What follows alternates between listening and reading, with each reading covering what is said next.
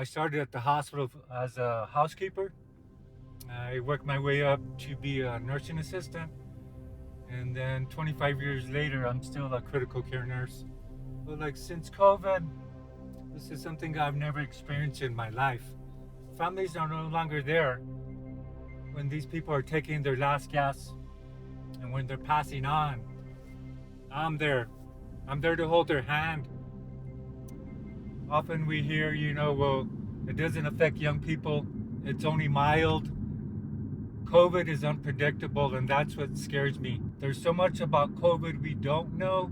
Traditional stuff that we do with ventilators, with medicines that typically work are not working. It's hard to treat. It's unpredictable. One day I'll walk in on a patient, they're just on a small amount of oxygen, and then the following day we're deciding on whether they go on the ventilator or not. And if I wasn't surrounded with a good church community, it would be so much harder. But to say it's easy, it's not easy. I go home at the end of the day and I doubt myself. I doubt myself because you want to do better. As healthcare professionals, we're type A. We want to fix everything.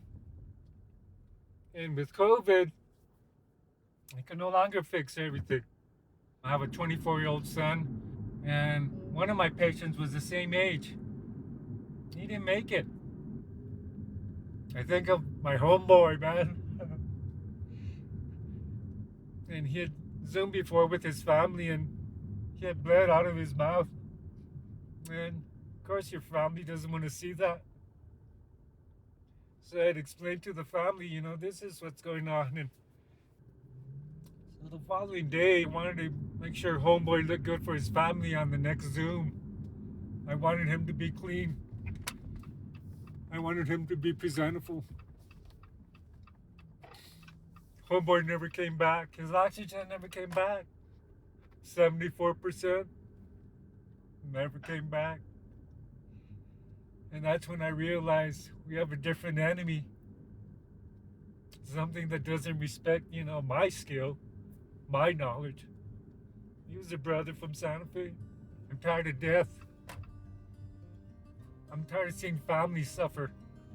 I'm tired of them not being able there to be able to hold their hand, not being able to pray for them. My Heavenly Father, He can end it. But we need to help them because I don't want to see you in the hospital.